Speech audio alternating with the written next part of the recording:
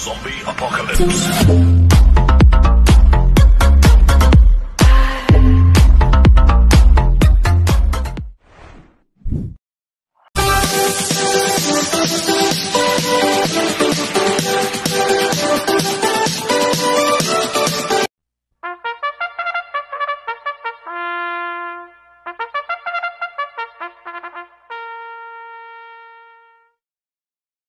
Magandang araw po mga bayang karerista. Ngayon po ay araw ng Miyerkules, November 6, 2024, karera po ng Metro Turf, Malbar, Batangas.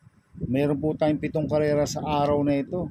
Nandito naman po yung lingkod, Drunken Master Wambu, aka Elo Atubudoy, para magbigay ng giya at analysis sa inyo mga bayang karerista. Mga bayang karerista, start po ng karera rin ay 5 PM. At bago po ako magsimula magbigay ng giya at analysis, huwag pong kalimutan subscribe, like, and share YouTube channel ko po. At syempre, huwag din po kalimutan i-click yung notification bell ko para updated po kayo sa mga bagong video ko. Kaya mag-i-start na po ako sa pagbibigay ng giya at analysis. Race 1, winner take all, covers races 1 to 7. May 5 kabayong tatakbo. Rating base system class 5-5 non-placer. Distance 1,200 meters.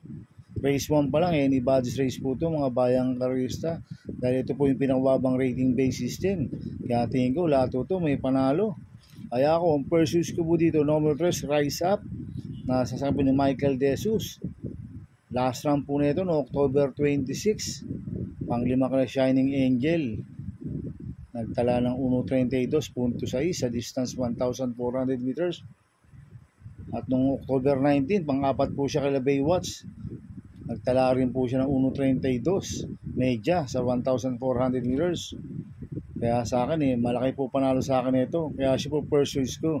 Second choice ko po numero 2, Panday Pira na sa akin ni Ace Aguila. Last run po nito noong October 30. Tamakbo kila West Pacolto, nagtala ng 1.19.8 sa distance 1,200 meters. Habol lang habol kay Princess Serena to, si Panday Pira. Ngayon tingin ko solo aire po to. Kaya pag nakaalagwa sa harapan to, pwede makatapos ng karera dahil ang kupang distansya sa kanya 1,200 meters. Kaya sa akin, malaki rin po panalo sa akin ito. Kaya siya po second choice ko. Kaya ang first choice ko po number 3, Rise Up. Second choice number 2, Panday Pira. Sa race 2 po tayo, pick 6 couples races 2 to 7. May 8 kabayong tatakbo. Rating based team class 5-11 to 15 split. Distance 1,200 meters. First choice ko po dito, numero 2, Buhayang Bato na sa ni Mark Alvarez. Last run po nito no October 20.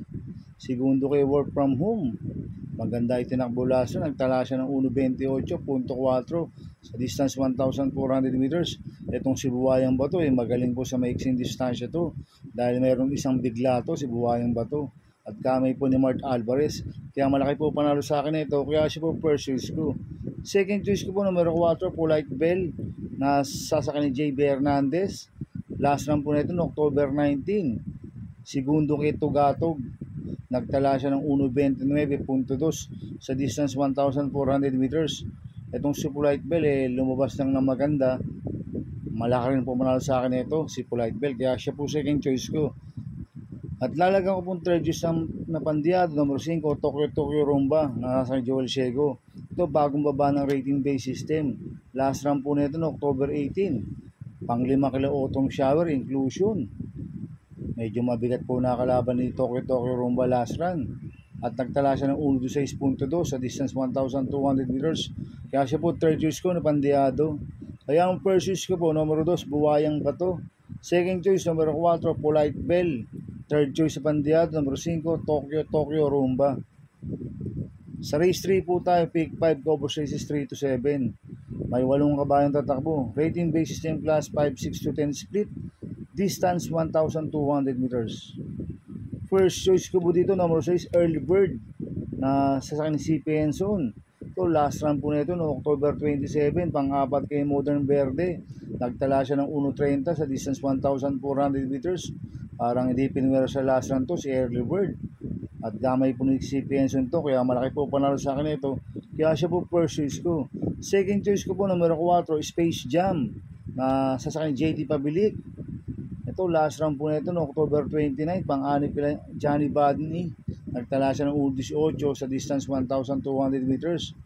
At merong 1.16 yan sa 1-2. At susubukan kay JD Pabilik, si Space Jam.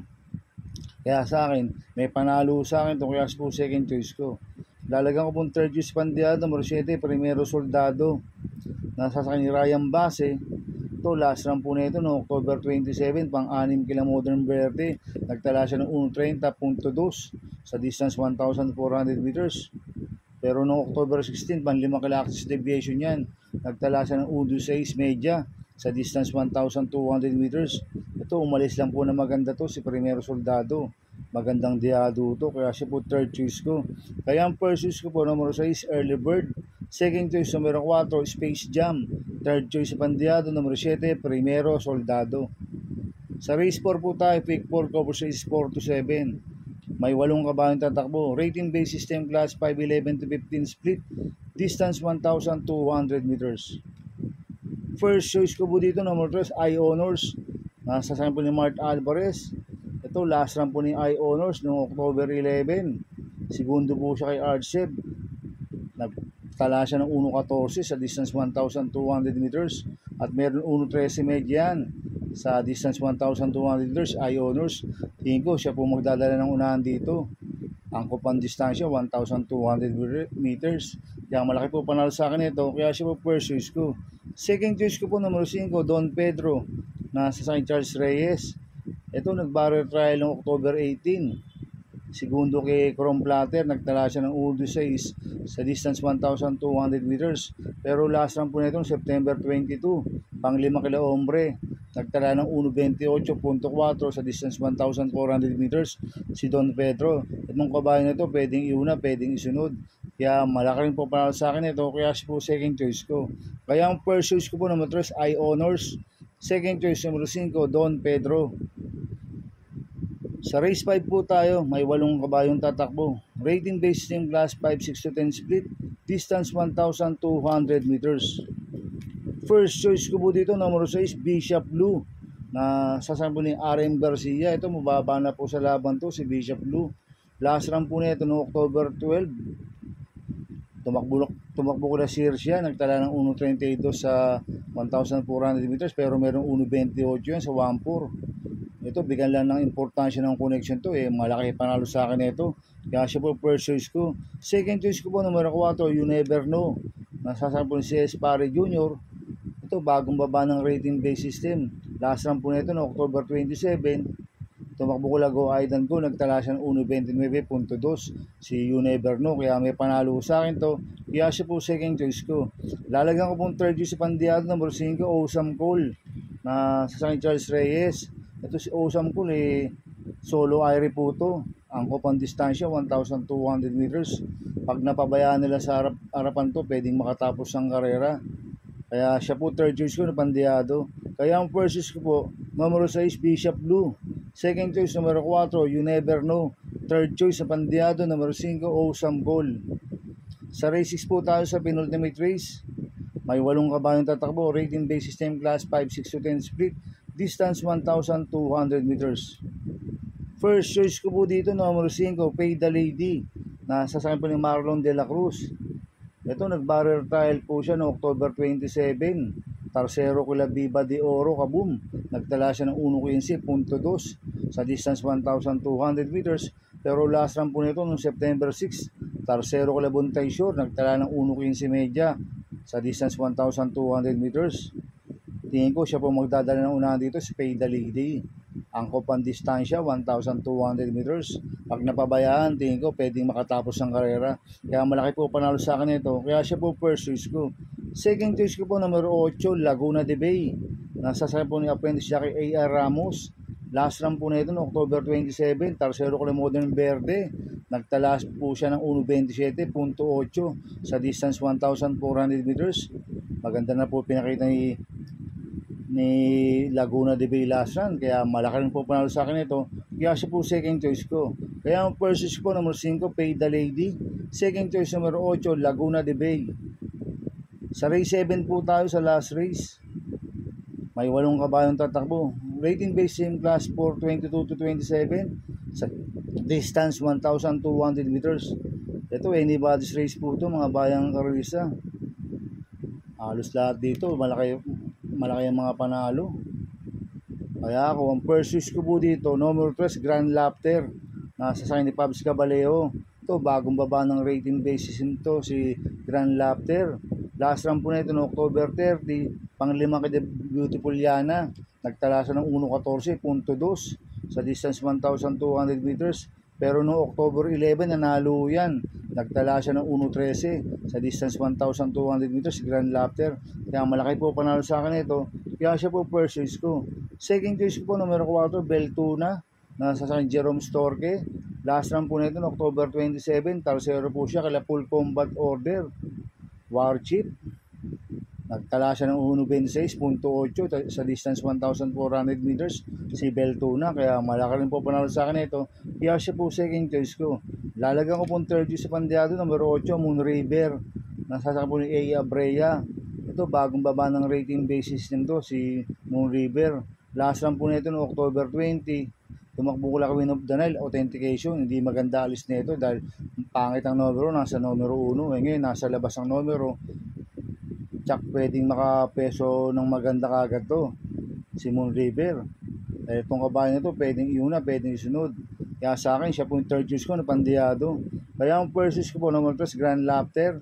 Second choice, numero 4, Beltuna. Third choice sa pandiyado, numero 8, Moon River. Good luck and happy racing mga bayang karista. Inuulit ko, ito'y gabay ko lang at analysis ko. Pero pagdating sa tayan, kayo pa din masusunod. Sana iswertihin tayo at magsitama. Kaya good luck po sa ating lahat mga bayang karista. Mga bayang karista, shoutout muna ako. Happy racing po sa mga boss ko. Kay Boss Manuel Chua, Boss Chuck Ompok, Boss Manny Caplis, Boss Jing Garcia ng Double Rock. Happy racing. Sana iswertihin tayo at magsitama. At happy racing din po sa mga taga-Barkadaan OTV. Kay Paring Paxi Villar, kay Boss Abin Prihinal, kay Sir Imo Rodriguez, kay Sir Piwi Porental, kay Bro Dudoy, kay Bro Macmac Villar, kay Bro JR Villar, kay Par Angelito Ariata Hernandez, at kay Bro Mario De Rosario. Happy racing po sa mga taga-Barkadaan OTV. Sana iswertihin tayo at magsitama.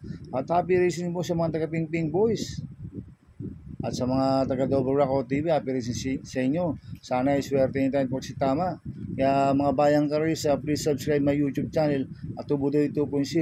At sana lagi niyo pong panoorin yung ads ko, huwag niyo pong skip. Kaya maraming salamat po sa inyo and God bless.